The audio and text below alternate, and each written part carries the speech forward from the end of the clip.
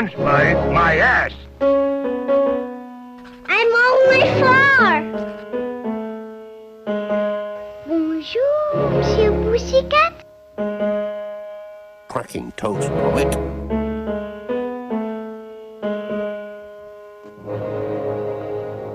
Start spreading the news.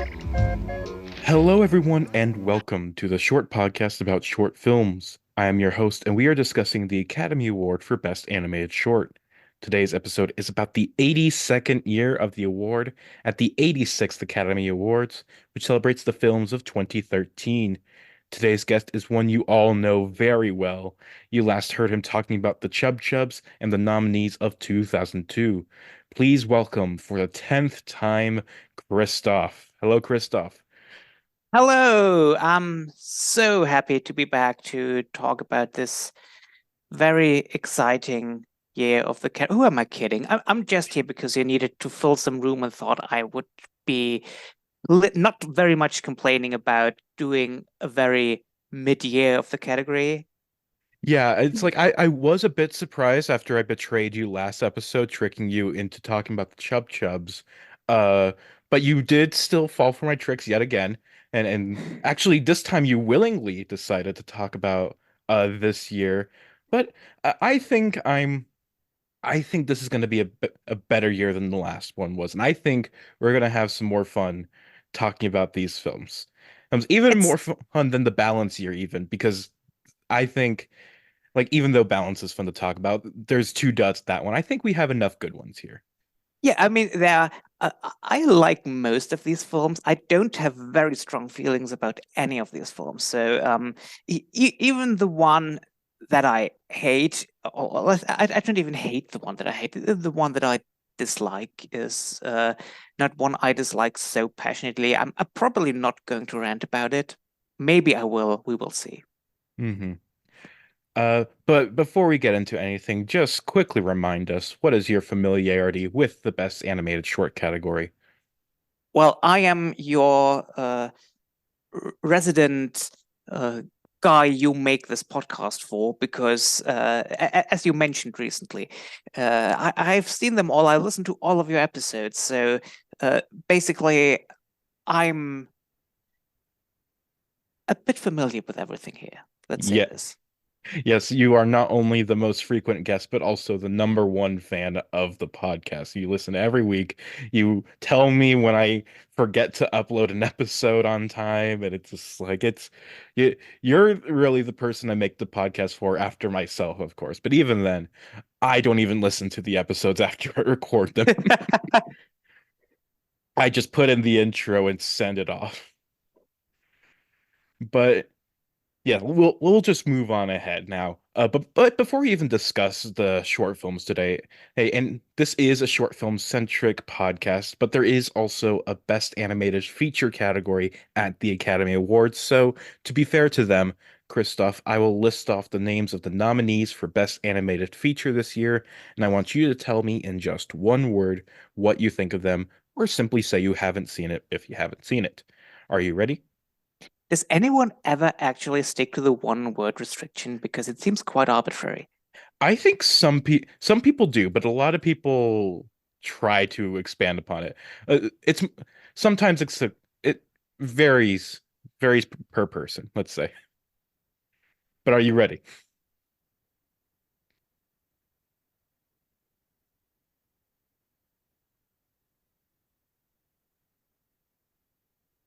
I did not hear a response, so I'm not going to start. I'm not going to make the same mistake I did last time.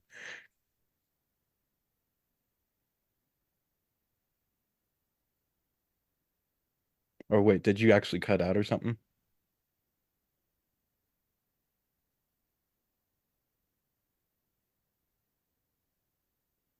I was trying for you to start because I just wanted to say I haven't even said yes yet. But apparently, Like I said, I caught on to your tricks. apparently you're too cautious for this bit to work. You, Like I, you, you might have to cut out 3 minutes of silence for this episode now. it's okay. I might cut out just like a little bit, like I'll cut out this portion, but Or maybe I won't. We'll see. We'll see. Like the only time I do listen back to my episodes is when I feel like I need to cut something out. So I'll listen back to this portion and then we'll see what we cut out. But are you ready to hear the best animated feature nominees? Just say yes. Okay, started. Okay, so number one, we have the winner, which is Frozen. Okay, Then we have The Croods. no, Then we have Despicable Me 2. fine, Then we have Ernest and Celestine. cute, And finally, The Wind Rises.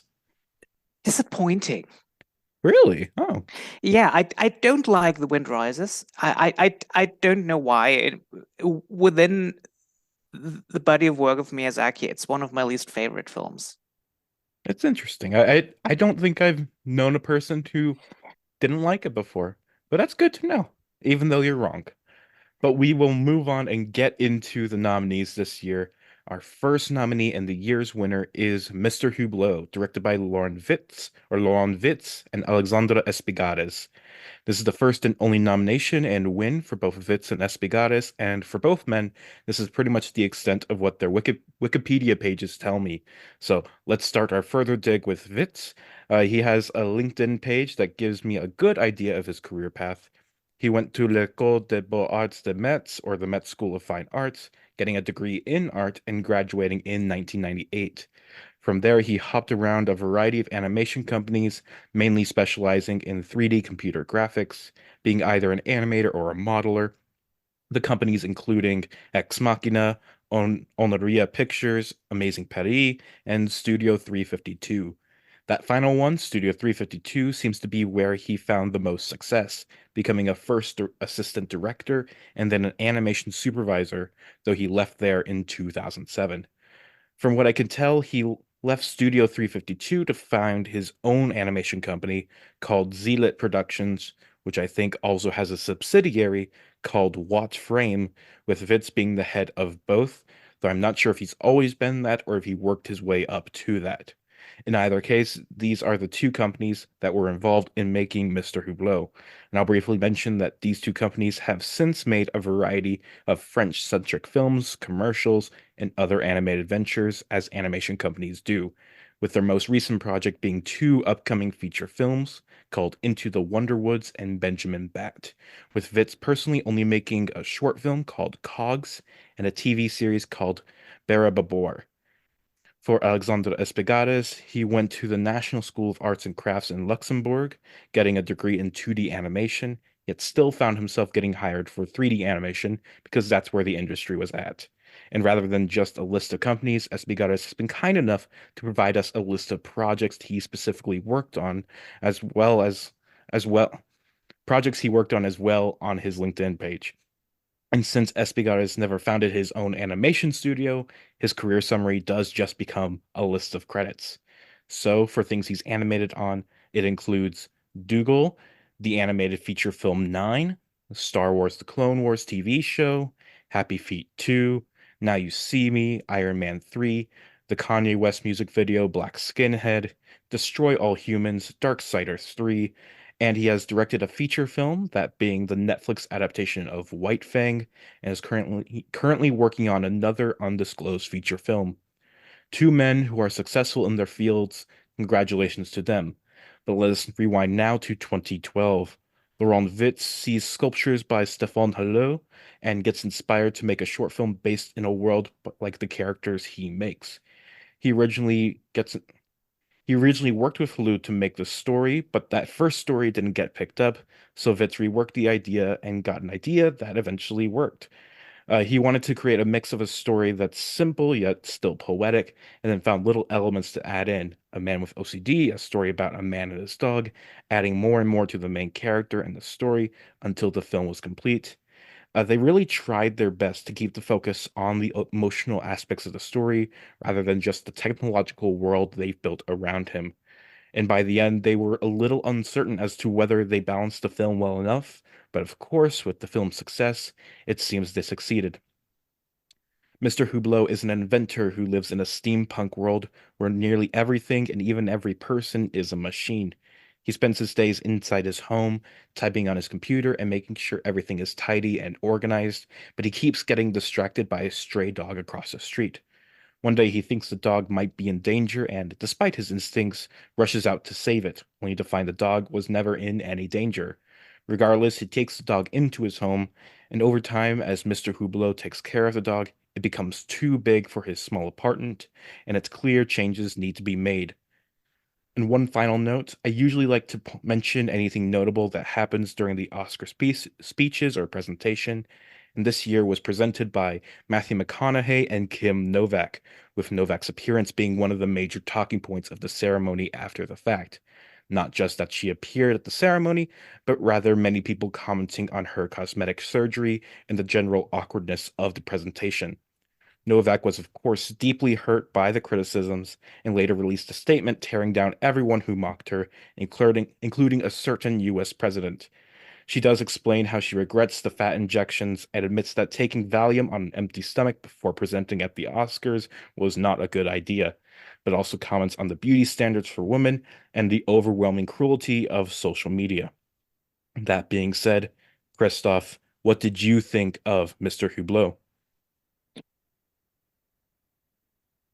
Well, I might just processing the Kim Novak things. Just maybe one word about Kim Novak Go as ahead. someone who was around when the ceremony was happening. Uh, it really was. It felt uncomfortable to watch it because, well, Kim Novak was not in the spotlight before that, so people only remembered her from 1950s and 1960s. And I understand it was hard to see this woman on the stage and recognize her as Kim Novak because the plastic surgery really botched her face, and people seemed genuinely shocked because here you have a woman who felt pressured to do these procedures because of misogynistic beauty standards told her that she had to look younger than the age that she actually was. And it's a shame that this overshadowed the fact how she was received because she is a legend of the screen and she should have been welcomed with a standing ovation. And she almost had to basically shoehorn in the fact that she feels happy to be on the honored to be on the Oscar stage. And people in the audience seemed kind of a bit shocked to see her. And Matthew McConaughey seemed a bit uncomfortable and didn't quite know how to treat her as well. And it's just a shame that this appearance somehow overshadowed the fact that we should have celebrated this woman, this screen legend, this icon who has been back here, especially as it was sort of bit in front of the background of her comments about the artist and the score of the artist 2 years prior, which I don't want to go into, which is another can of worms to open. So it's just unfortunate that this is what people remember about her appearance. Mm-hmm. Like Speaking oh, of unfortunate, I wanted to come to Mr. Blue, but you wanted to say something. yeah, I was just gonna say it's just like while I did watch these Oscars live, I had no memory of the this presentation or anything like that. And so like going back to this video and just seeing like the presentation, I was just thinking it's like, oh, haha, this is so awkward. And I mentioned it offhand to Christoph, just like I didn't even think I was gonna mention this in the episode. But then you told me that like, oh, this was actually a really big deal at the time. And so I felt like it was important to mention it. Yeah, but the only thing that I really took like from watching it on my first time was just, wow, Kim Novak is acting really awkward. And two, I really like the way that Matthew McConaughey says Mr. Hublot when he announces the winner.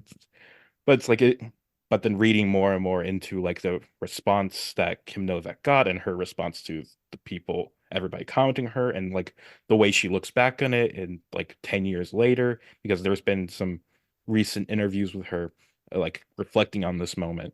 And it's just like it's all just kind of horrible all around. Just like and it's all just like reflective of like the all these deep-seated issues in Hollywood and like the way that we view women. It's all just so terrible. And but yeah, almost as bad as Mr. Hublot. I'm kidding. I'm kidding. No, Mr. Hublot's fine. But go ahead, Christoph. What do you think of the short?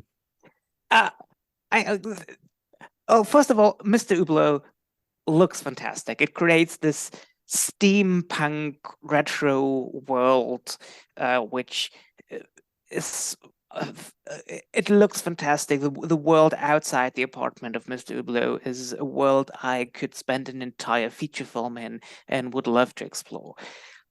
The problem with Mr. Hublot is more on a plot level.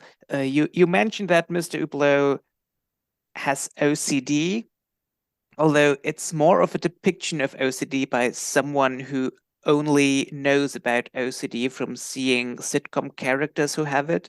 So it's when the clock strikes, he flicks the lights on and off, and he's shifting the salt shaker to the left and to the right on the table. At one point, he leaves the house in a hurry and then quickly returns when he realized he didn't flick his lights on and off, and then he counts by hand how often to do it, which is not how a person who has OCD actually works. This it's just poorly depicted. It feels a bit lazy, and it's a bit of a bummer that this film, in which so much care has been put into the world around and in the look, the actual plot, even apart from the depiction of OCD, which actively drags the film down, the plot itself is a bit, guy sees a dog, guy likes a dog. The dog grows and gets bigger. I need someone to explain to me how this works, because this mechanic creature grows like an organic creature. I don't know how that works, but I will accept it for the rules of the universe. There's a bit at the end, a red herring, when we believe for a moment that he's destroying the dog and putting it into small parts, and only then is it revealed that he's actually moving into a larger home. But doesn't change as we still see the lights flash on and off. It's a film that probably would have needed a bit more care for the character, and a bit more. If you give him OCD, then actually bother to find out what OCD is. But it looks great, so it almost maybe actually saves what otherwise could have been a rather bad short. Mhm. I totally agree on every single point of yours. It's like while the character design is fantastic and the world that we see is so stunning, and like it's a really beautifully rendered world, and it's like it has all these moving parts that are so good, but it's just like the story here is just so basic. Like, and it's just like and I think I would have been just fine with this if it was just a simple like man and his dog story. If it was just like, oh, he finds a dog, and then they grow fond of each other, but then they encounter some troubles, but then they get past them and it's all a happy ending. It's like that's fine. That's fine. That's good. But it's like the two things that really bug me about it are first, it's like its depiction of OCD. It's like as I was reading about it, they kept bringing up how they wanted to depict like OCD, and it's just like this is not a good depiction of OCD. Is like you said, it's just like what a neurotypical person thinks a person with OCD is like, and it's just so irritating. Just like just seeing like how they probably think that they did a good job, but they just didn't, and it's just like ugh. But then the other part that really bugs me is the fake out ending that you mentioned, where it's like where for a moment where like as the dog grows bigger and bigger, it's like we kind of see how Mr. Hublot gets more kind of more annoyed by the dog's presence, and it's like having to always like scooch by him. It's like he can't ever open his back door or anything, and then it's like then the final straw is when the dog breaks the TV. And it's just like you see Mr. Hublot get kind of like angry. You see him become like this. You see him like start breaking down, like he's malfunctioning or something, and it's just like, and then he gets the drill, and like he genuinely looks like he's about to kill this fucking dog, even though it's a robot or whatever. It's just like, but it's all it even though it is a fake out ending, it still feels like it still goes with like this is how they're portraying people with OCD. Like this is one of the main things they wanted to do with the film. And so watching it from that perspective, it's a really bad depiction of people with OCD. It's kind of offensive too. And it's just like and it's like while initially like left the film thinking like, okay, yeah, it's fine, it's whatever. I like the happy ending or whatever, it just gets worse the more I think about it and the longer it sits with me. And it's like the one thing I do remember from this time was the fact that people were really surprised that Mr. Hublot won. Everybody was expecting Get a Horse to win, the Disney short this year, or expecting that to win. And and at the time, it's like I hadn't seen Mr. Hublot. I didn't know what Mr. Hublot was, but I was just thinking it's just like, well, why are we judging this film we haven't seen? It's just like maybe this short it should have won. But not to spoil too much about my rankings, but no, people were right to be bad. This is not a good winner in this category. This is just I I don't understand. Like for once in my life, I don't understand why the Academy decided to go something other than Disney. It's like It's it's a you said it's not a good winner, but it's a good looking winner at least. yeah, it looks nice and it has and I guess it has the typical like the nice easy person and his and their dog story, but it's just like it's there's just so many little annoyances with it. It just like it just brings the whole thing lower and lower. And it's just like Yeah. The film also has a song in it, and the song doesn't really fit to the mood of the film. It's a montage during which we see the dog grow, and the song just doesn't fit to the rest of the film, I would say. I liked the song. I thought the song was nice. It's a nice and pleasant song, but it doesn't quite fall to this steampunk world the film is set in. I think it does. Like it like it fits the more like retro aspect of it. Like it's very much a kind of like 1930s, 1940s feeling song, and that's part of like the steampunk aesthetic. It's like It's it kind it's of pl- it's a pleasant it's a nice and pleasant and ultimately forgettable song, really. it is forgettable though. It's just like it's just meant to fill the moment. And I almost forgot to mention it. I just spotted it on my notes that, oh yes, I actually wrote down that there's a song that doesn't fit the rest of the film. yeah, and I honestly I think the short itself ultimately is like the song where it's just like I think I'm gonna really forget a lot about this film like after we finish recording. Yeah. It's just like even though like I am a little ticked off about the song the short. I mean, and it's just like I have all these thoughts in it now. It's like I also think that just like all I'm really going to remember about it is the way Mr. Hublot looks because he is a very Yeah. distinctive character, and also just the fact that whenever I look at the film on Letterboxd, I see his face, and it's just like it's been burned into my mind. But it's like I don't like in a month from now, maybe I'll probably Yeah. forget that this is like he finds a dog and whatever, and we think he's gonna kill it or whatever, and it's just Yeah. like it's just a forgettable winner. The aesthetic is very memorable, to the point that before I revisited, I said, "Oh, Mr. Hublot, that's a nice film. I like it because I remember the aesthetic and remembered liking it." Just after I watched it, I said, "Oh, wait, I didn't really love it as much as I thought I did. I Yeah, just liked the aesthetic." exactly. It's all look and no substance, or bad substance even. And I think that's a good place to move on, unless you have something else you'd like to mention. Yeah, we could move on to the next one. All Speaking right. of great look and no substance. Hold on.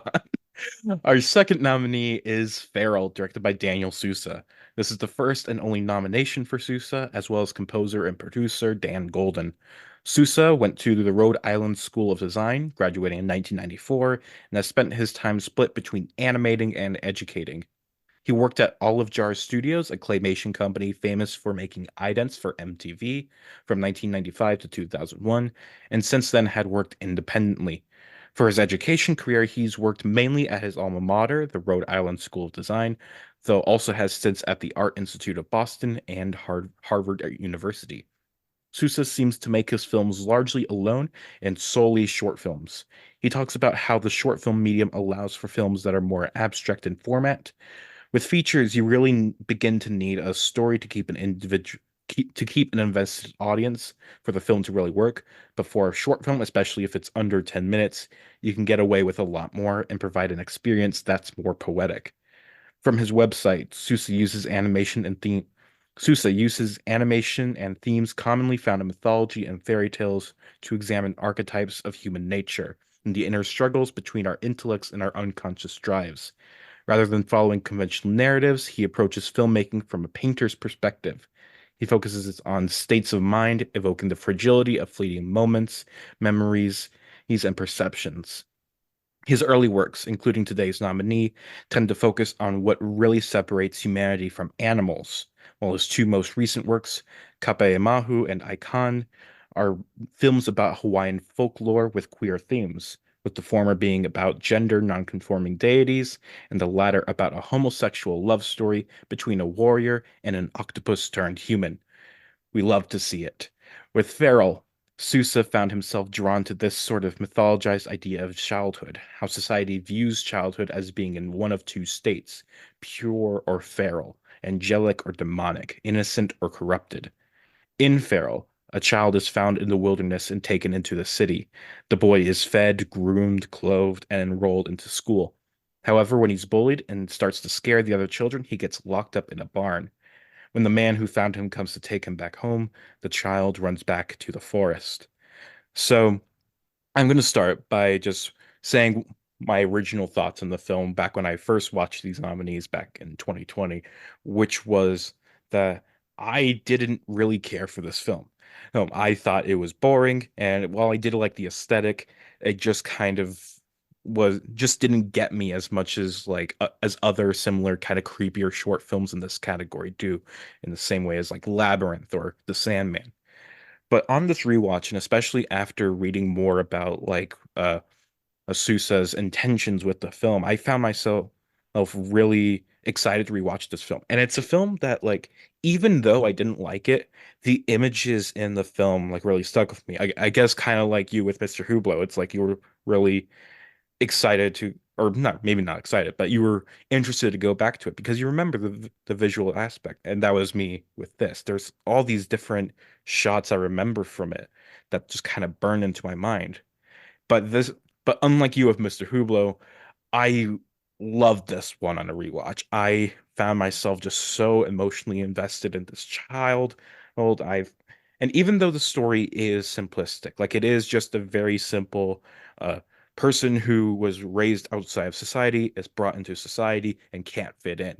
And it's, even though that's such a simple story, I think it portrays the story in such a unique and distinct way that I can forgive maybe the more simplistic telling of it.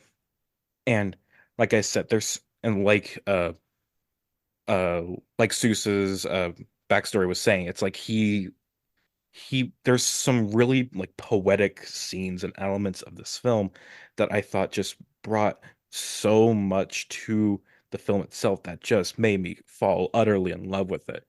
And it's just like I was just so happy how much I love this one more on this rewatch. And I know you're about to disagree with a lot of what I said. So go ahead. I'm not disagree with. I'm not going to disagree with everything you said because I agree that the animation is gorgeous. It looks eerie, it's evocative, it has some great images in it, like when it just shows the teeth of the little boy to highlight how feral he is. It just doesn't, just doesn't resonate me at all on a plot level, because the surface plot level is hard to relate to and just rather basic. It's a Caspar Hauser story of a child who grew up sort of in the wild and then is put into society and doesn't fit into society and then ultimately goes back. And I'm not entirely sure. I'm not entirely sure who this film was actually made for. It's not like there's a huge community of people who were raised by wolves who love to see the representation in a film like this. And if there's a deeper metaphorical meaning, I'm struggle a bit to really understand where the film, what the film wants to say with its depiction. I probably need someone to explain it to me, what exactly the impetus behind it is. So it really doesn't. Well, it doesn't. A film that looks this great should have something clear to say. At least I feel, and I don't really get the meaning behind it. And it's just very superficial and not very interesting story ultimately, because boy from the wild doesn't fit into society and is treated like a wild animal because of that. Somehow doesn't resonate with me as something very deep and interesting. I think what I really got from it was there was a lot of points where like there's a different ways, like we see the boy how like a lot of it is told with the color of the film, or at least like it is a monochromatic film, but it's like first we notice that the boy is like all white and all the other characters are like portrayed like completely in black, just like a silhouette. And there are certain points where it's like when the boy starts to feel like he's connecting with the other people, it's like you start to see the color like start to cover his hand or whatever. Or but then he like quickly moves away. Hey, it's just like he doesn't want to fit in, but also at the same time, I feel like there is a part of him that just wants to belong somewhere. There, it's just like I imagine like maybe in the forest he never really felt like he fit in because he's just a little human boy in a forest of animals or whatever. But then as he comes into this human world, it's like at- he's cautious, but also he does want to fit in. And then there's the scene in the barn or in where when the father, or not, maybe not the father, but the guy who found him, he comes to open up the cage or whatever, and they try to reconnect. They come together, they touch, and you see the same coloring thing happen. And it's like there's a part of him that does want to stay in this world, but he realizes it's just like, no, he can't, he does not belong here, and he returns to the wild. It's a story about belonging and where we want to be versus where we think we should be. What is truly home for us? It's like that's what I got from it. You make a good case for it. I will say that you make a good case for it. I still don't. I still couldn't find a way to connect with the story it was telling, because I just had a feeling maybe this kind has been told before, and maybe in a more uh, in a way where it was maybe easier to grasp it without being obvious. It's just I don't really feel like, other than on an animation level, as and I say again, the animation is gorgeous. It looks it's very unique. It looks like its own, and as you said, how it plays with the color of the characters. There are interesting aspects in here. It just doesn't connect with the plot to me, and that's where my problem with this film lies. I definitely understand that. Like it is not a film for everyone. And like I even openly admitted that it's like it is a story that's been told before, or it doesn't do much on a story level to really differentiate itself. But for me, it's just the way the animation blends into that story, and it's that really sets it apart for me. And like again, you also compliment the animation, and so it's like we understand each other, even if we We might do. not totally agree with each other. We do. Anything else you'd like to say about this? I don't really have any more to say about Feral. Then we'll move on to our third nominee, which is Get a Horse, directed by Lauren McMullen. This is the first and only nomination for McMullen, as well as producer Dorothy McKim. This is also the 49th nomination for the Disney Company, and this will be the last we see of Mickey Mouse on his 10th nomination, Minnie Mouse on her 5th, and Pete the Cat on his 3rd. And this is the first time in the category has seen the likes of Horace Horsecollar and Clarabelle Cow, among other classic Disney characters, as well as a cameo appearance from Oswald the Lucky Rabbit, whom we last saw in the second year of the category with The Merry Old Soul. What a throwback. But let's talk about our filmmakers first. Dorothy McKim is a simple story. She's a longtime producer and production manager who's been at Disney since 1988. Lauren McMullen went to Harvard, and not only did she study animation there, but she was also a big part of the comedy scene there, being president of the famous Harvard Lampoon. After graduating in 1989, she found her way into television animation into the television animation scene, directing episodes of TV shows like The Critic, King of the Hill, The Simpsons, and Avatar: The Last Airbender. She also was part of the team who worked on Pixar's Newt before that film was eventually scrapped, and then went over to Walt Disney Animation Studios to work as a story artist on Wreck-It Ralph, its sequel, and Zootopia. Amongst it all, she also found herself a directing gig on today's short film, becoming the first woman to be the sole director on a Disney film, short or feature.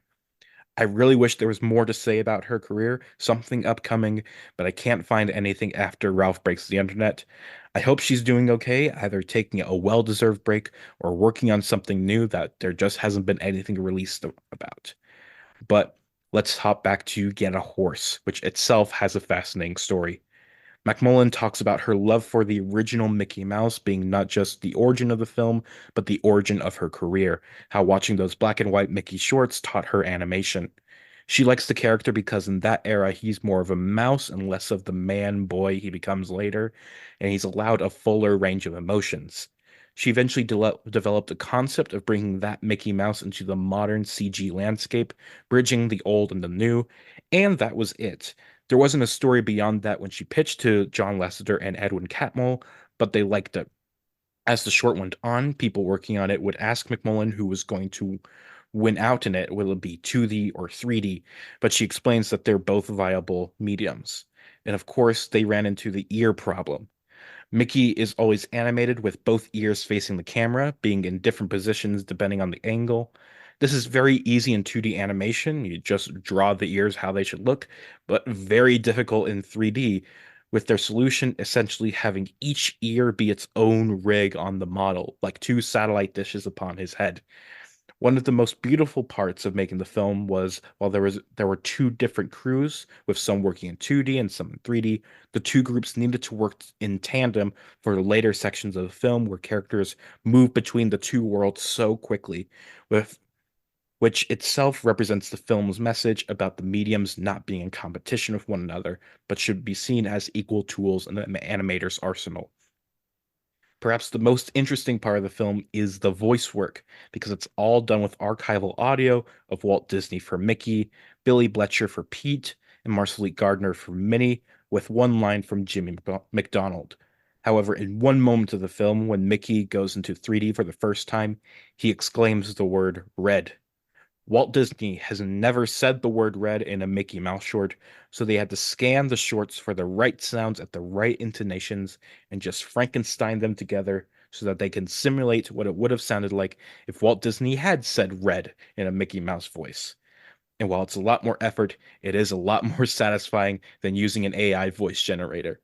Now, let's finally get into the film itself.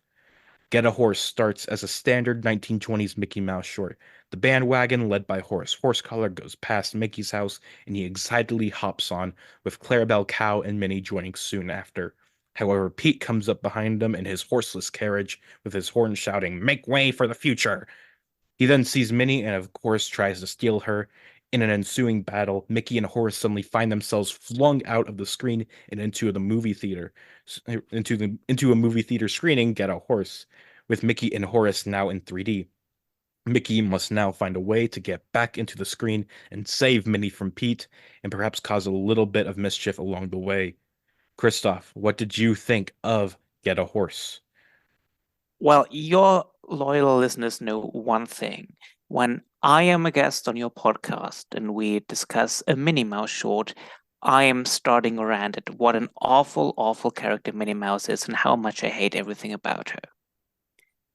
I'm sorry to disappoint those loyal listeners today because I really like this a lot. And Minnie Mouse is not even awful in it. This is just a lot of fun to watch. It begins as a wonderful 2D 1930s style Mickey Mouse short. A lot of early Disney. It also maybe even more Betty Boop than Mickey Mouse in the style of its animation. It looks just so much fun. It's a bit cheeky when Clarabella Cow pulls up her skirt and reveals her udder to get a lift. It makes it's fun to watch it. It suddenly breaks into 3D, and I must say I don't like the 3D animated portion as much as the 2D animated portion, because it doesn't look as great as it could be. But I still liked. I like the way then the 2D world and the 3D world interact. How Mickey on the outside can poke holes into the screen, or how Pete tries to prevent Mickey from coming back, how they tease each other, and how they then find different ways to interact. It's quite a bit of fun. There are moments that maybe don't entirely make sense. I mean, at one point, Mickey is manipulating what's happening on the screen by manipulating the screen, which doesn't really make a lot of sense in universe, because flipping the screen over shouldn't make what is shown upside down. He would have to manipulate the projector rather than the screen for that. But I don't really care. It gives me a brief moment of pause, but then it just continues, and I say, "Oh, never mind." It's a bit of fun, and as I said, even Minnie Mouse is fun. There are moments when Mickey and Minnie conspire to hurt Pete, and Minnie pulls out a cactus in which Pete is falling, or holding to a flower so she won't fall down as Pete does. And it's fun to watch. These characters are enjoying themselves. I enjoy watching them. This is a fun short film to watch. It's maybe the most fun time I ever had with Minnie Mouse. And if she should never be nominated again, this is a good way to move out for her. I'd much rather see her like this than she was in Runaway Brain. Yeah, it's after our 10 episodes together, I think over half of them have featured a Mickey cartoon.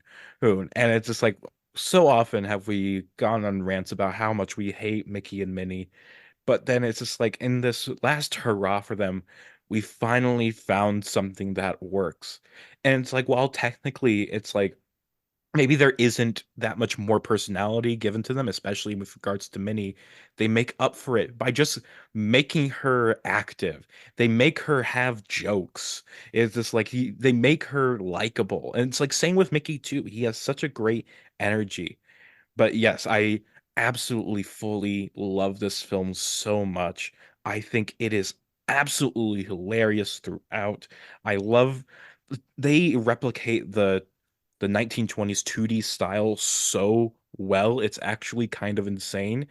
And it's just like I don't understand like how they even really accomplished that, because I would have just assumed that like all the techniques were just completely lost. But it, if you just show like the 2D portion into like somebody else, like before it starts, like they start like breaking the fourth wall and everything, I feel like you would not be able to recognize that this was a new film.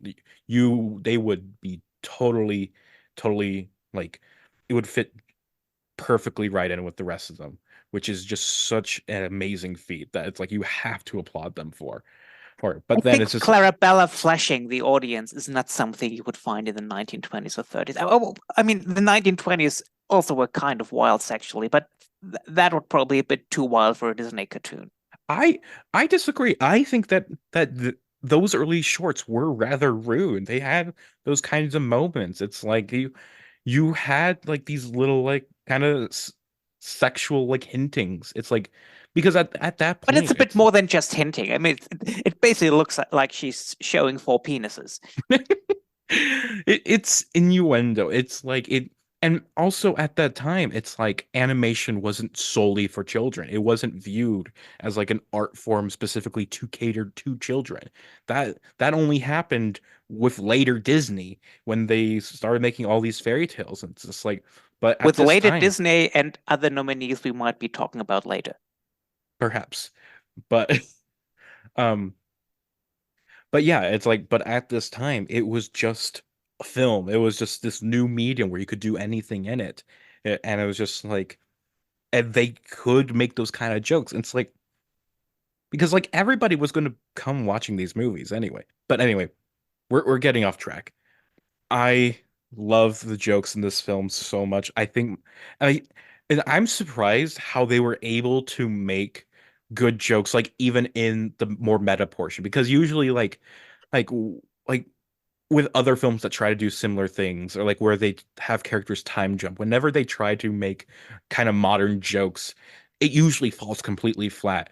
But this film has probably the best cell phone joke I've ever seen, which is a low bar, but also very high praise, where it's like Horace Horsecollar, like in the few seconds that he's off screen after he and Mickey get thrown out, he comes back with like all these snacks. He's wearing like a Captain America t-shirt. I think he has like 3D glasses on or something. It is just like, and he has a cell phone for some reason. And then later, just a few seconds later, it's like it starts ringing and Mickey answers it. It's just a guy in the other end yelling, "Give me back my phone!" It's just, it makes me laugh every time. I also want to say, when I was researching for this, it's just like I turned it on like just to like help me contextualize some of the things I was writing about out in that paragraph. And I just watched the whole thing. Like I just meant to watch like a few seconds just to like understand it, but it just hooked me. I watched the whole thing and then I watched it again today, like right before the podcast. Though I didn't log that first watch. Maybe I should have, but I didn't. And it's just so watchable. And it's So so good. Horace Horsecolor somehow turns into an airplane. I'm not very familiar with Horace. Is this something he usually does, or does it only happen here? Uh, I I can't say for certain, but I feel like it does at least work with the logic of those like kind of old-timey cartoons. Anything can fucking happen. True. It, I still, it's still, it's still briefly annoyed me that turning the screen upside down changes what's on the screen rather than manipulating the projector. I did also want to comment on that. It's like you said, it doesn't work with the film's logic. However, in a film where characters are bursting out of the screen, it makes you think that there isn't a projector in this version of the film, but rather the film is the screen. So therefore, it's like flipping the screen would then change like the gravity of the scene. But the thing that does mess But me they're up, still in a however, movie theater. yes, but I think that at least follows the logic that the film is giving us. However, I don't buy that flipping the screen horizontally somehow changes the time. It's because like I, we already established that flipping it upside down is like changes the space. So surely flipping it horizontally would also change the space. But no, this is somehow the time axis, and we could I flip it have like a less of flip a book. problem with that, to be honest. Yeah. But yeah, these are just nitpicks. It's still a hilarious film. Oh, it's still like I didn't even remember liking this film at all that much. I remember having fun with it, but not to this level. And it's just like this is now like one of my favorite Disney films ever. And it's certainly the best Mickey Mouse film that I've seen. And it's just like it took them however long. Like 90 years of Disney anime. Well, actually no, Mickey's not been around that long, but let's say like 85 years or something like that to get a good Mickey short or get to peak for Mickey. And it's just like it's been a slow uphill road, but eventually they got there. A slow uphill road with a lot of bad bumps along the way. Yeah, a lot of valleys in there. What I found interesting about the way you talked about using Walt Disney's own voice is I think we should maybe expand the Walt Disney lore that Walt Disney was such a staunch anti-communist that never in his entire life he even uttered the word red. That's good. That's good. Also, I was at one point. Pete says to Mickey, "Why you little?" Which to me felt like a Simpsons reference because it's such a Homer Simpson phrase. "Why you little" is so identified with Homer Simpson. But apparently there was a much older short in which Pete said "Why you little," or is this just? Although maybe like since Lauren McMullen was a director on The Simpsons, she found that line in those early films and was like, yeah, I want to include that. I like the phrase "Why you little." It reminds me of when I used to work with Homer. Maybe that. Yeah. But yeah, it is just such a fascinating thing that you can just like take all these snippets from like old voice lines um and just cobble them together or into like a new film. I And mean, it's like it's not a very dialogue heavy short, but true. But they they do a really good job of just making it all feel like these were lines recorded specifically for this film. However, I also want to mention another thing I found was like, so Walt Disney voices Mickey in this film, but he also voices Minnie for one line because he did do that in the early days before they got Marceline Gardner on. And so when Minnie is drowning, when they fill up the screen with water, you can hear Walt Disney say, "Help, help, help," in like a kind of mini-ish voice. And it's just like I thought that was fun too. Just a fun little fact there. I could not have told that these lines were not specifically recorded for this. Mhm. But yeah, it's such a this is just such an interesting film in the Disney cat, and it's just like you I wish they had this kind of like ingenuity when they were actually like celebrating Disney's 100th anniversary last year and could have made ha- n- something like this, like Get a Horse, rather than the short film that was just, hey, look at all these characters we made. Aren't these fun? Don't you like remembering things rather than an actual plot? Or their feature film, which is widely considered garbage, and and got Disney accusations of using AI to write their scripts. It's. I mean, we almost would have talked about another Mickey Mouse short on the next episode. I will be a guest on. Spoiler alert for which episode I'm going to be a guest on next. Yeah, it's not it we can say it. It's just like you are going to be the one that covers the 96th Academy Awards. 10 episodes from now. I think yeah, 10 episodes because this is the 86th Academy Awards. And so we can even just like briefly discuss that. Just like how are you excited to talk about this year's lineup? Do you think we're going to have a good winner this year? We are definitely not going to have. We're going to have one of the worst winners of all time this year. Um, the lineup is not going to be as awful as it could have been because the Academy at least resisted the temptation to nominate Smoke, which would have been just as bad as the eventual winner is.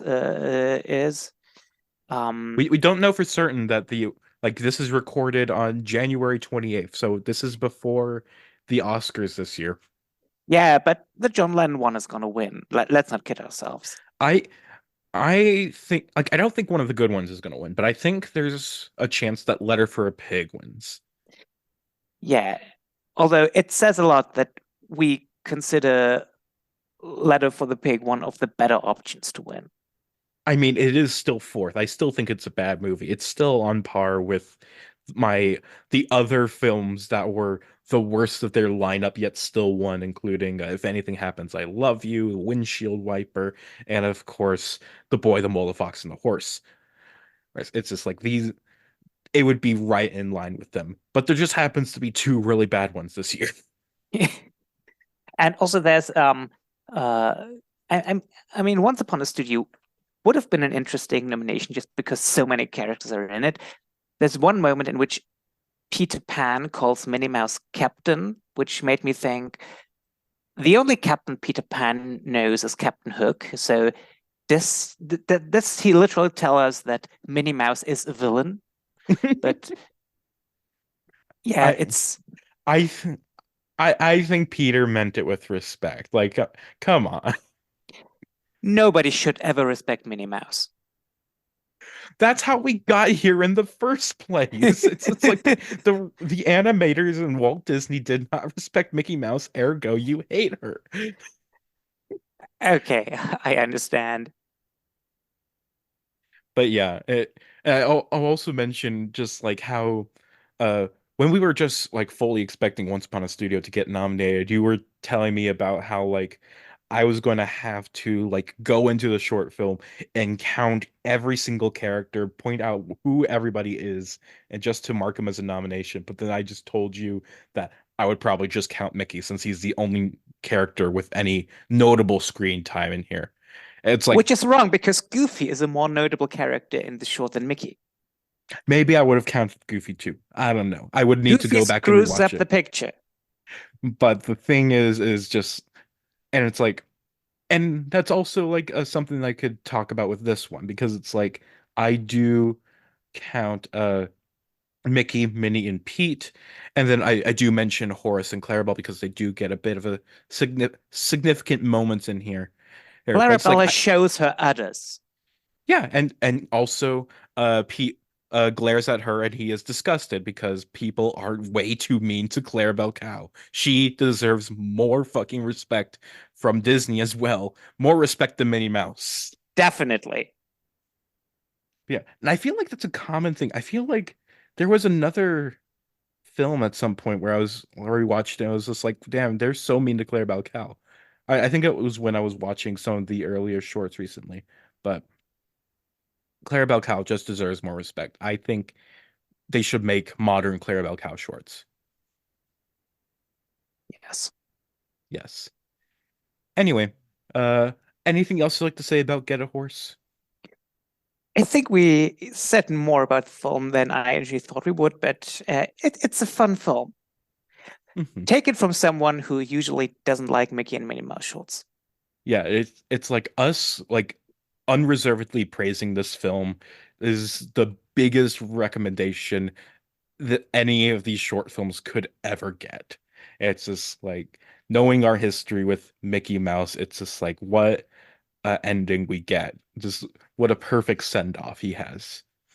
And now we'll move on What a to our, perfect send-off he has, and let's hope he never gets nominated ever again. of course, unless it's a good short as well.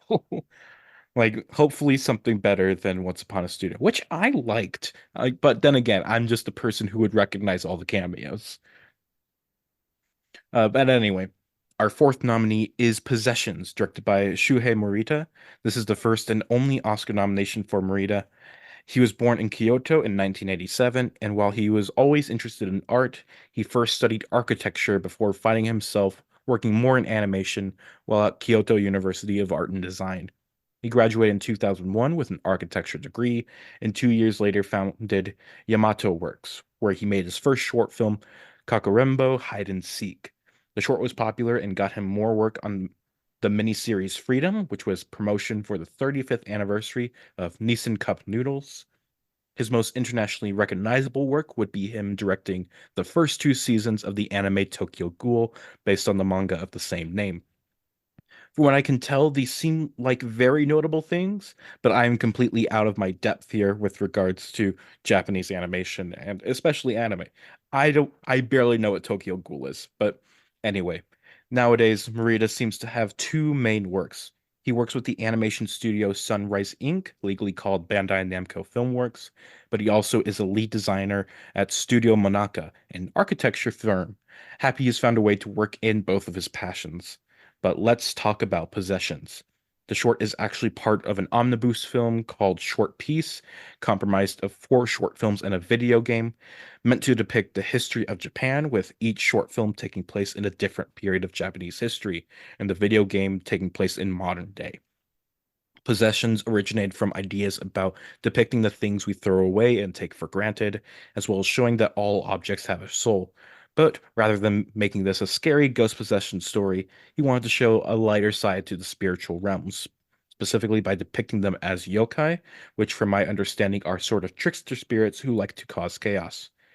In Possessions, a traveler is lost in a forest during a storm and takes residence in a seemingly abandoned shrine to wait out the storm. However, it isn't long until the residing spirits make themselves known, appearing as a bunch of broken umbrellas and sing a song to the traveler. He apparently is quite crafty and mends all of the umbrellas, and after finishing the job, he goes to the next room, where the sliding screens come to life, surrounding the man with tattered fabrics he must repair. When that's done, he meets a dragon made of pottery, thanks to spirits for their generosity and letting him stay, and wakes up in the morning, continuing his journey, taking some fabric and umbrella and with him. So I think this one's just really cute.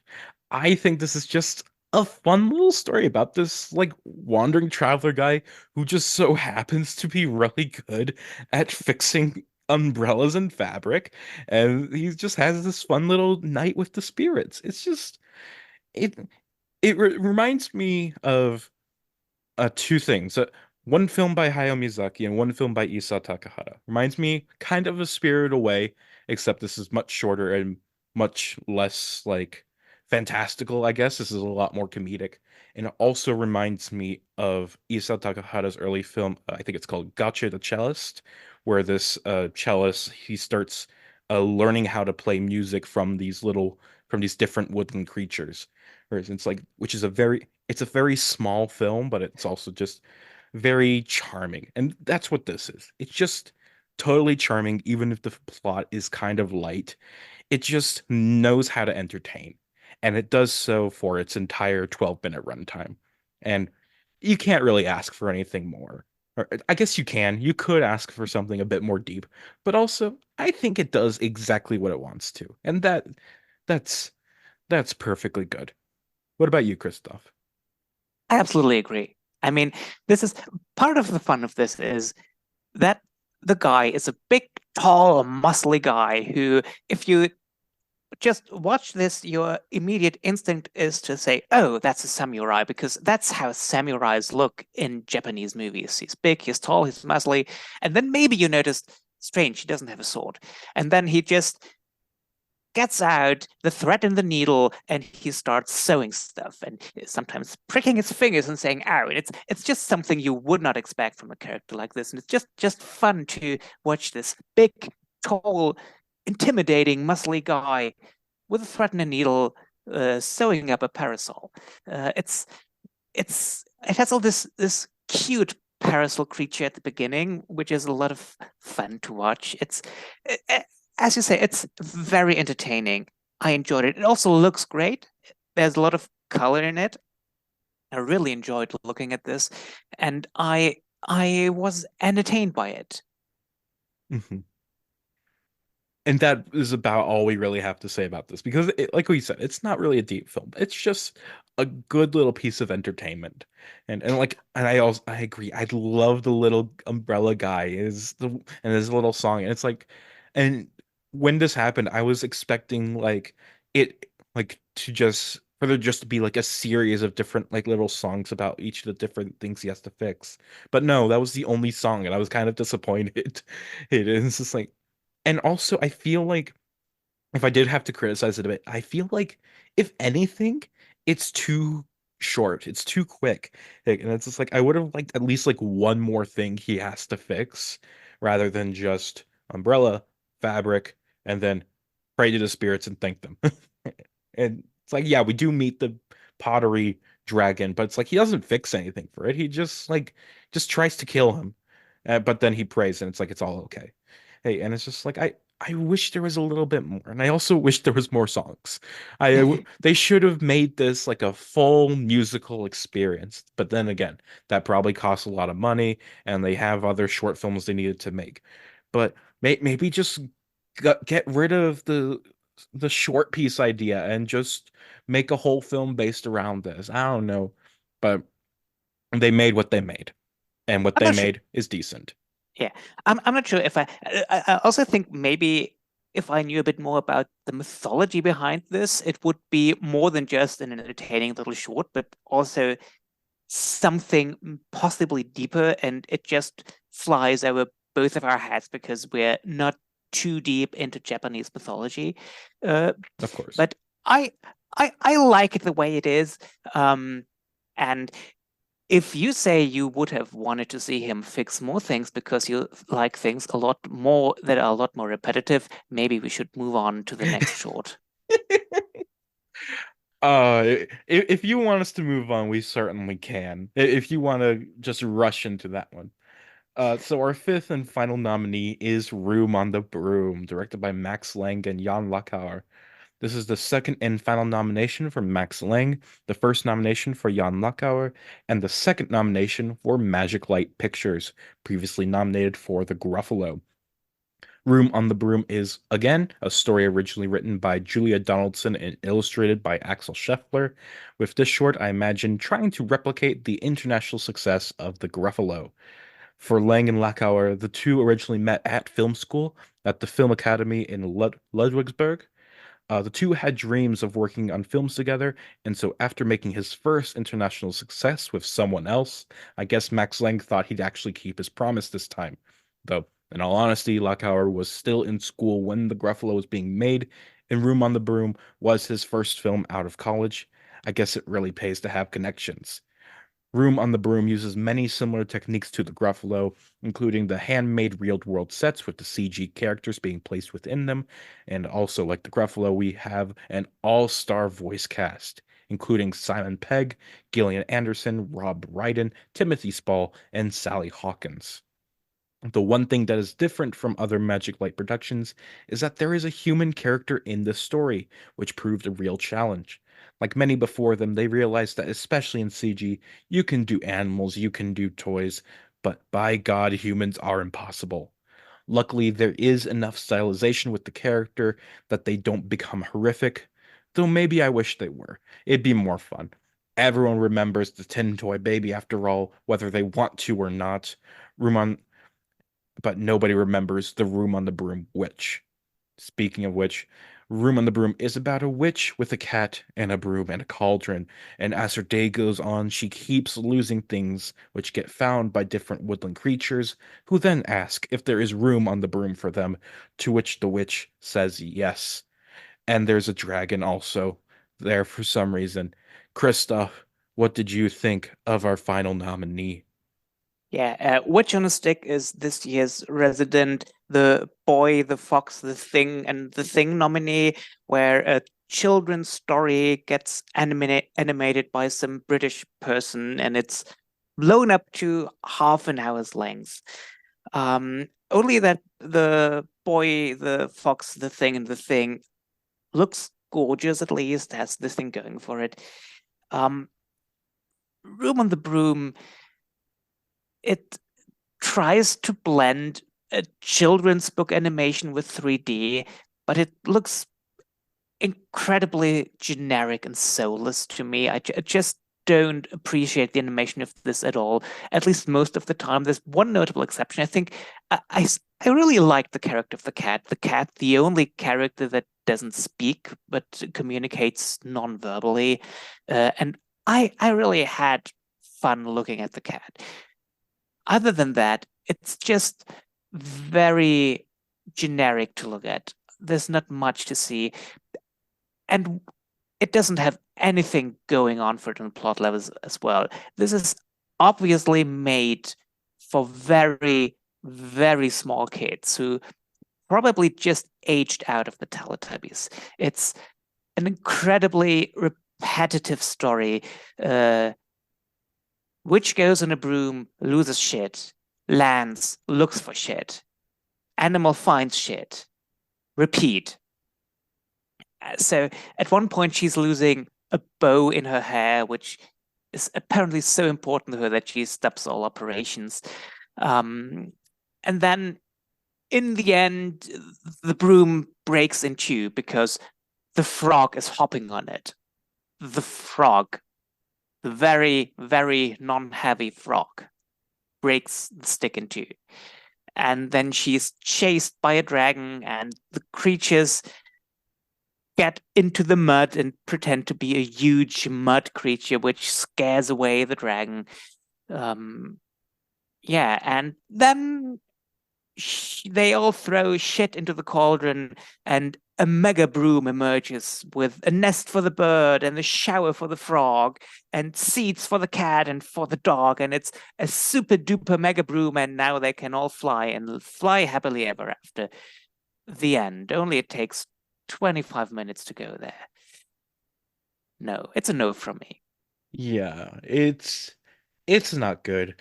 I I have developed a very much a disdain for all these British nearly 30-minute uh Christmas Day releases is that just really stretch out the watch time I have to do before each episode. And it's just like and it would be fine if it weren't for the fact that this is very clearly padded out to the 25-minute runtime it has. It is like I have not read the original book of Ruin on the Broom, but I imagine if I were to read it to a child, it would probably take 10 minutes at most, maybe less, maybe only 5. But and it's just like to make it a film, it's just like I feel like you probably only need maybe 10 minutes, 15 at the very most. But we're here for 25 minutes, and it leads to a lot of downtime where nobody's saying anything, nobody's doing anything, and we're just kind of waiting for somebody to say something. And it's just so boring and annoying to sit through. And it's just like, and I was willing to just like let this film like I thought there was a chance that this film could be decent. I was giving it the benefit of doubt. I I actually like the way the film looks kind of. I really enjoy the real physical sets that they've built. I was looking at behind the scenes footage and it's just like, yeah, those sets are really nice. Nice. And I even like was kind of digging the CGI characters, like even though they are kind of generic looking, especially the animal creatures, I think they do actually look really good, especially with those environments. And they do look like they fit in there. The witch, not so much, but she's fine. She looks okay. But it's just the fact that this thing goes on for so long that really fucking kills me. And as it goes on, the way it just repeats and the way that it just kind of nonsensically continues forward, it's like they're clearly struggling to make this to make the story continue even. And it's just like I don't even really have I've forgotten so much of this, even though I just watched this film right before we started recording. Ing- But the one thing that I do remember as being the biggest, like, what the fuck is with this plot point moment is the very ending, as you mentioned, Christoph, when when after the broom breaks, they all just The witch puts the remains of the broom into the cauldron. They all grab these little random objects, throw it into the cauldron, and then all of a sudden they have a giant mega broom that they all can sit on comfortably. Why did it take this long for you to make the fucking broom? You could have had this broom the whole time and you didn't. And it's just like before this, you just had a shitty ass broom that you all had to just kind of wobble on. It's just like you could barely get off the ground with your old broom. And yet, this whole time, you could have just dumped the broom in the fucking cauldron, have everybody grab some shit, and throw it in there, and all of a sudden, you have an actually good broom that you can all comfortably sit on. And it's just like, why did you not just do that in the fucking first place? And while we're at it, you could have put on a fucking carrier for all your shit you keep losing, and so you don't lose it anymore. And just there's so much that just like there's so much about this story that just crumbles with the fucking broom revelation at the end of it. It's just really shouldn't be digging this deep into the story. But when this is supposed to be your big happy ending thing, where it's just like all hope seems lost, the broom is gone, there's no room on it for anybody, except, well, I think they're meant to be like, oh, the witch and the cat can go off on their own or whatever. But it's just like, but this is your big thing, and it just makes me think this whole thing undoes all of the problems we had before. And it's like you could have just done that at the beginning. And it's just, I'm starting to see that not only is this just a bad film, but I imagine the book it's based on, which I imagine is pretty beloved in the UK, is probably a bad book too. And it's just like, I'm sorry that you British people had to grow up with this shit instead of something better. Like, I don't know, like fucking Dr. Seuss or something. Like, it's just like, get better books, Britain. Come on. Why is this people? And it's like Magic Light Pictures just keeps making the same stories based on the same books by the same author, Julia Donaldson and Axel Scheffler. It's just like, why are these all so terrible? Just adapt better books, which they do eventually do. We get Revolting Rhymes later on, which is a Roald Dahl story, and the improvement is so clear. That's an actually good fucking story. But nope, they had to wait a whole decade for that. Not a whole decade, like 6 to 8 years. But still, bad. Okay, I got three more complaints. Maybe not three complaints, three more observations. Some of those might be complaints. The one that is most like an observation, at least like a complaint, is the one plot point that whenever a new character, a new animal gets added to the broom, all animals that have been there before don't want the extra person on the broom. It's basically, they're basically saying the broom is full. We don't want another person here. And as soon as they have been added to this, they are part of this club who say, oh no, we don't want anyone here. You could almost say that this is a metaphor for immigration politics, and suddenly everyone who's on the broom is a right-winger who doesn't want anyone else on the broom except for the witch, who keeps accepting the others. And I have not thought this through. I don't know if the makers of this have thought this through. I'm not sure what they want to say with this, that as soon as someone is on the broom, they don't want anyone else on the broom. I also don't understand why a bird wants to be on the broom. A bird can fly by herself. Why does she want to be on the fucking broom with a cat who doesn't want her there and could eat her any moment? I don't understand it. Yeah.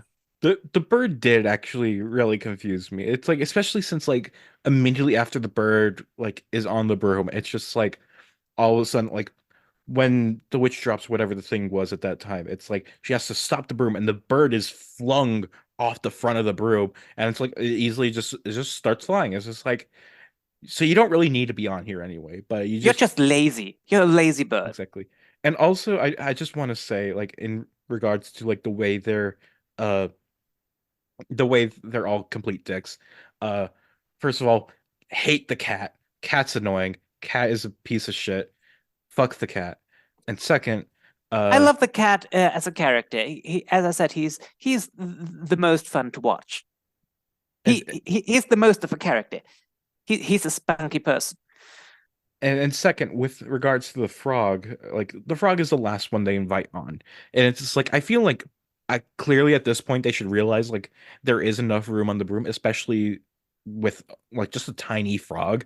It's like even though, oh, the frog is the one that breaks the broom, we should kill him. Um, I think they're just homophobic to the frog because the frog is very foppish, and it's just like I think they just don't want the frog on there because he's gay. And it's like that's very rude of them. But he's also boring, so maybe that's it. I don't know. There's a lot of reasons you could say Yeah. for why they don't want them on the broom. I got two more complaints. And these are definitely complaints because I don't like the way this is adapted from the book to the short film. I I have never read the story, but I am fairly certain that this entire story is being read out to us, and there's just animation to it. And at one point, I imagine that in the book it says, "Yes," cried the witch, which is adapted in the way that we hear Gillian Anderson say, "Yes," and then we hear Simon Pegg, who has narrating duties here, say, "Cried the witch." And we don't need to hear the "cried the witch" part. You need to write it down in the story that is to be read out to the child, so the child knows that their parent, who is probably not very good at doing voices, is not saying yes, but who the character is who cried yes. If we literally see the witch crying yes, we don't need Simon Pegg to explain to us that the witch just cried yes. So this feels like a lazy way to adapt the story. Just read out the entire shit in its entirety, even the things we don't need to have read out because we literally see and hear them. Exactly. It's just like it's such a terrible adaptation of a children's book. And it's just like I wrote this on Letterboxd, but it's like the appeal of a book like this is the fact that you do get to read it with your child. Well, the fact that it's and like the child will view it as if it was your own story and you're the one who's making all these characters and everything. But when you make it into a film like this, it just becomes bad. It becomes repetitive, becomes annoying thing. And it's just like because it's like it's just an overlong movie, and it's just they should have done something more to make it actually worth putting as a movie. And it's just like in stuff like let's say that How the Grinch Stole Christmas, the original short film. It's just like they do have a narrator in there, but they still make it more engaging as an animated film. They create things for the film. It's just like it's not just an audiobook version of the short with like a couple bits of animation in there. It which I guess is like something we have actually seen in this category before, like way back with I forget what the company's called, but they did like Dr. DeSoto and things like that. The people who made Where the Wild Things Are and all that. It's just like that group of people. And Yeah. like that they used to be part of this category at least once, but it's like and now they're back and worse. I got one more complaint. That's probably my biggest complaint I have with this. You mentioned that this has an all-star voice cast. I have never in my entire life seen such a deplorable waste of Rob Brydon's talent. Rob Brydon, on top of being one of the funniest people in British comedy, also has one of the most amazing voices on the planet.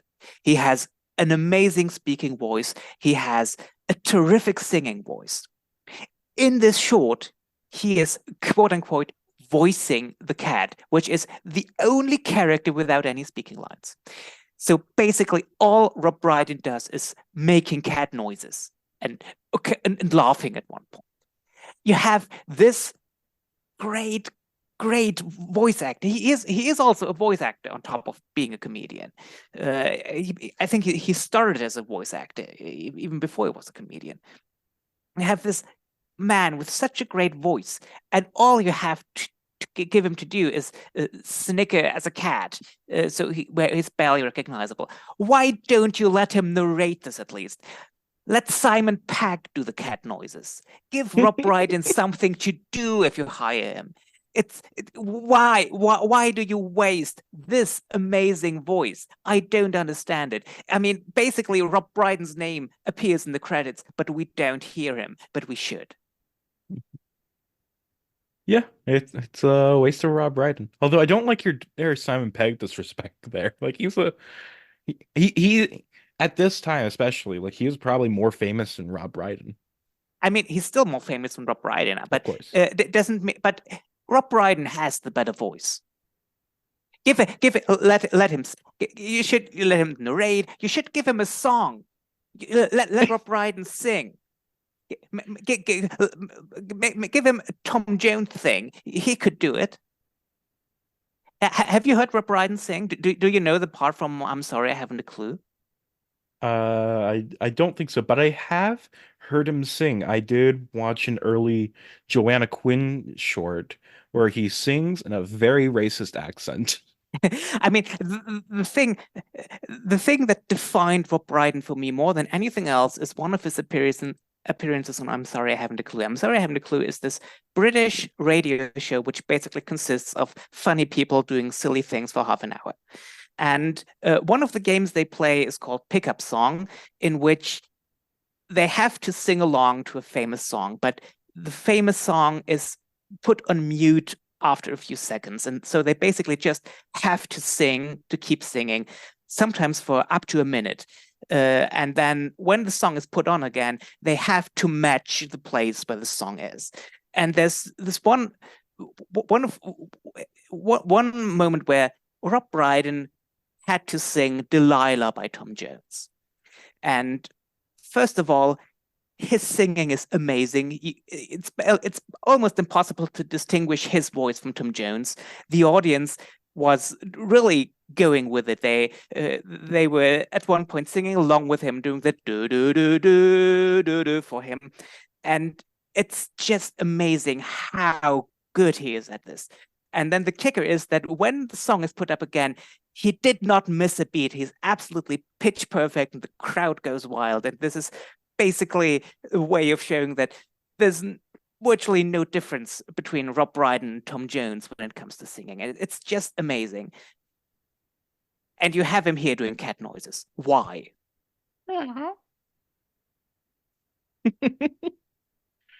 Yeah, Such it's a waste terrible. of Rob Brydon. I must send you a link to this because it's just amazing. I'm going to send you a link to Rob Brydon doing that. It's just amazing how he could have had a career as a singer if he wanted to. It's just that he preferred being a comedian. Yeah, And Sugar Daddy Ken. Yeah, I was going to bring up Sugar Daddy Cat. Like, what would you say is a bigger waste of him? This or this is Sugar and I am her daddy. I mean, this is funny. I mean, at least this uses his talent at delivering lines, which this where he's doing nothing but voice work is not. He's not delivering a single line here. It makes me angry that Rob Brydon is wasted like this. Mhm. So I think we did get a rant out of me after all. Yeah. all it did was wasting Rob Brydon. Yeah, and you were saying like you didn't even expect to really rant about this. It's like you didn't think you really hated Room on the Broom that much, but you did certainly Apparently hate I the did. way it used Rob Brydon. Yeah, I didn't hate the way it used Rob Brydon. I hated the way it didn't use Rob Brydon. True.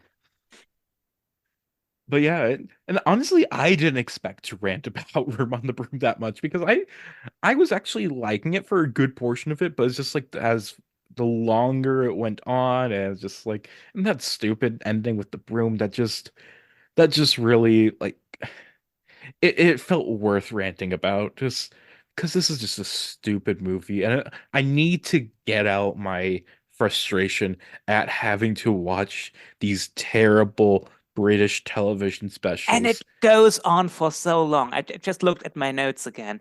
And when the broom breaks in two, I actually noted down 16 minutes in, finally something happens. Hmm. That's 16 minutes of nothing happening before the broom breaks. Yeah. I'm I'm really curious how the Boy, the Mole, the Fox, and the Horse episode's going to turn out. If this is how I acted watching Room on the Broom, it's just like, oh God. I, I, I still I still wonder if maybe upon this rewatch you actually like the boy, the fox, the thing, and the thing. I I doubt I will, but there is still that I possibility. mean, It's like just the it's fact I've it's been better than Witch on a Stick. it's It's a better not. film than Witch on a Stick. No, It's really not. it is. Like at least there's That's the hill I'm plot gonna points die in on. this. Things happen in Room on the Broom. At least the boy, the fox, the horse, and the mole look stunning.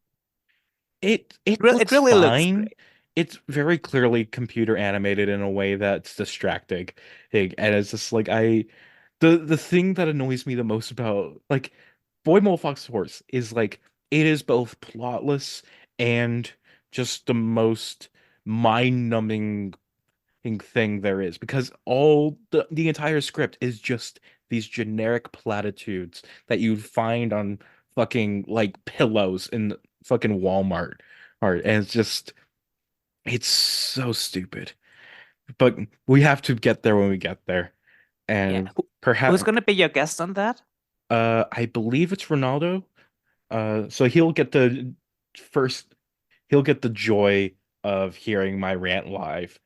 I've, but actually, Wonderful. I haven't officially counted like the actual list of like who will be my final four guests, but I believe Ronaldo has the second most after you, so he gets 2022. Okay. But yeah, uh, I imagine you don't have anything more you'd like to say about Room on the Broom. I already said more about Room on the Broom than I thought I would have. All right, then that means we have completed the five nominees, and now that we've gone through and talked about them, let's rank them all. Christoph, of course, start us off with your number five, which I think we all know what it is. My number five is Witch on a Stick. I don't have to explain why. I just ranted about it. It should be enough. Exactly. My number five is Top on the Mop, Dragon on the Wagon, Room on the Broom. It's we just ranted about it. It's a mediocre to bad uh storybook short film that does not really need to exist. And also just the fact that like these things come out around Christmas and like the people gather with their families to watch the TV and just be forced to watch this terrible short film for 25 minutes. But they all like it for whatever reason because they like the stupid book it's based on. It's just like there's a poison in Britain and they're all infected. Number Apparently. four. Number four is Mr. Hublot. It looks amazing. It has no clue what OCD is like. It falls completely flat on a story level, so it's number four for me. Exactly the same. My number four is also Mr. Hublot. It's again, like you said, visual marvel, story fails utterly. Number three. This is where we part ways, I believe, because my number three is Feral. I really like the way it looks. It doesn't resonate with me at all on the plot level. Uh, I, I believe there's more to it if you tell me it is, but I'm just not seeing it myself. Understandable. My number three is Possessions, which it's a film I really enjoy. I had a really good time with it, but the other two films I just had more either emotional resonance from or just had a lot more fun with. Number two. My number two is Possessions. It's a fun film. It kept me entertained. It was fun to see this big, bulky guy sewing stuff. Uh, it's a fun film. My number two is Feral. Like I said earlier, it has amazing animation, and despite a somewhat simplistic story, it still was able to get that emotional feelings out of it just through the way it told the story visually and the characters and everything. I thought it what worked fantastically. And what's your number one, which is also my number one? Our number one, because this is the greatest Mickey and Minnie Mouse fan club podcast, is Get a Horse. It's just a lot of fun. It has fun with animation styles. It has fun with characters. It's it's just a fun thing to watch. Exactly.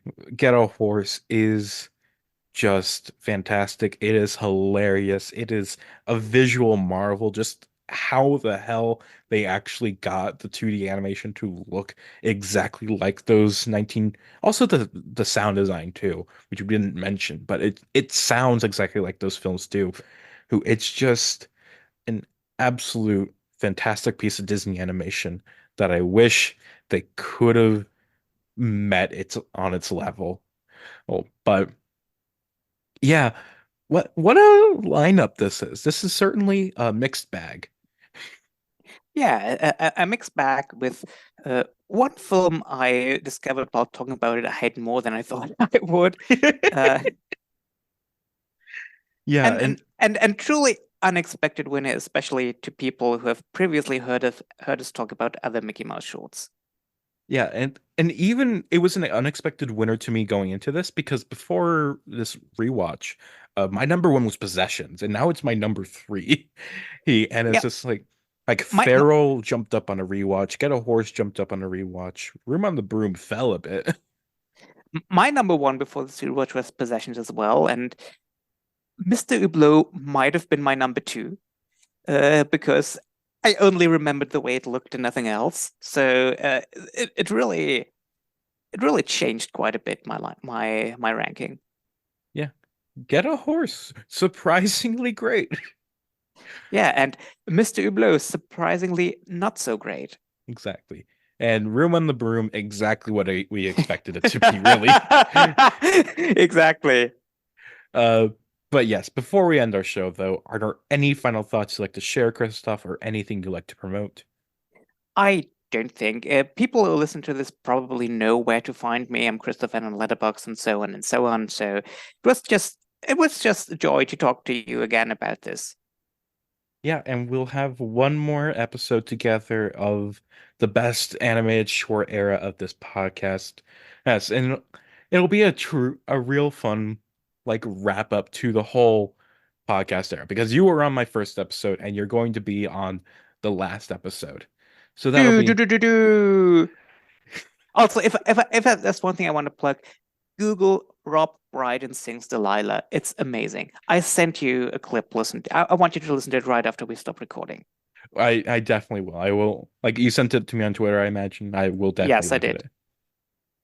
it. Uh, but yes, thank you, Christoph, for coming on the show once again. And thank you, listener, for tuning in. This has been a short podcast about short films. Until next time, goodbye.